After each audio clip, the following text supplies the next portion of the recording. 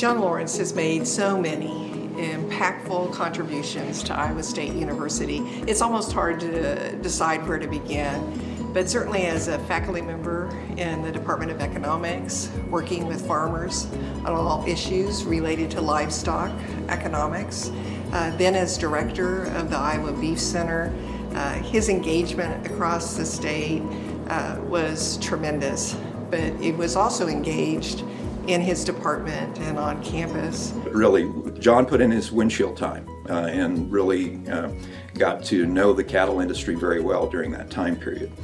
And then water quality has been something that John has really been highly involved in, and it improved not only the beef industry in Iowa, but Iowa agriculture throughout the state.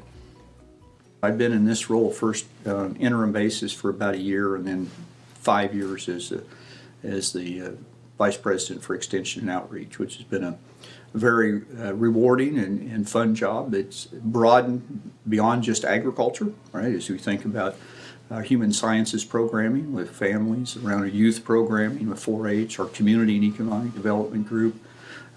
Still very much a focus on the rural part, but keep in mind in Iowa over 50% of the population lives in about 10 counties, and Extension serves all Iowans. And so that's been a great experience as well. Whenever there was a farm family that was thinking about the expansion of a beef cattle operation, John would sit down with them and go over the economics of that proposed expansion. And the great thing about John Lawrence is it's always about the facts. What does it look like?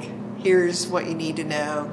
That's not a good idea. Maybe this is a better one. So really providing key information to make a difference for that farm family and how they would decide to go forward in their enterprise. I think Iowa's a very unique place of the partnership and the trust that we've built, not only with associations and industry, that's a key part of it, but individual farmers. I've often said that, particularly with the changes occurring across agriculture, where farmers are getting more of their information maybe from a dealer or a technical rep or whatever, oftentimes Iowa State is their first, second opinion. It's, yes, I know what the seed dealer's telling me. What's Iowa State say about this? And others will say, nope, you're my first opinion. And then I go talk to the dealers. But it's in partnership. It's still all about the science and the trust. In many ways, it's same song, different verse, right? There's typically issues beyond their control, like weather and trade, markets, and so on, are always an ongoing risk.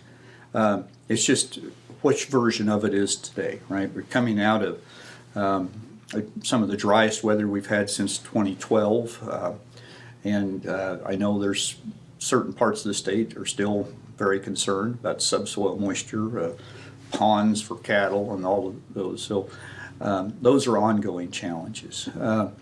I think the trade issue continues to evolve. We go through periods where we've seemed to be pretty good growth, and then now we've got China pulling back on some purchases and such, and those are things that are difficult to predict. And so I think a lot of our farmers are focused not only on managing the risk, but really prepare for resilience, knowing that something's going to happen. So the question is really how do you bounce back?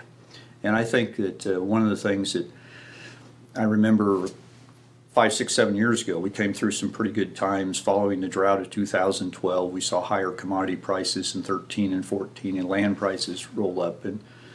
But everybody knew a cyclical industry, what kind of a downturn might we see. And yet I think most people were pretty impressed at how well agriculture came through that downturn. No doubt individuals had stress, but we didn't take on the debt that we had in the 70s and in the 80s. The fact that interest rates were as low as they were at the time compared to the 80s was a key part of that. So I think our farmers will continue to deal with some of those challenges. What I hear a lot from industry is they need bodies, they need people. We've run out of farm kids to pull in because part of those farm kids are still going on to be aerospace engineers and lawyers and stuff, as they've always been.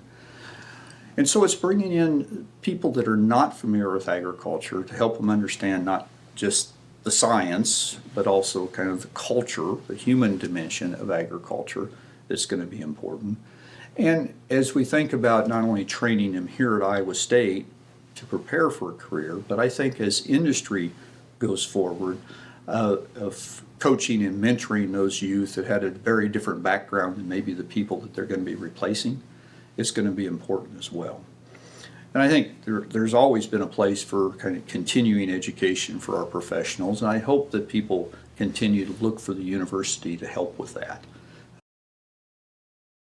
It's been a great run. I feel very privileged to have been able to work at Iowa State, and have learned from a lot of great people and developed some great friendships through that time. So, and I'm very honored by this recognition. It's an elite class. I mean, people that I've looked up to over the years, and a magazine that I have looked up to, and we've had a great partnership from Extension.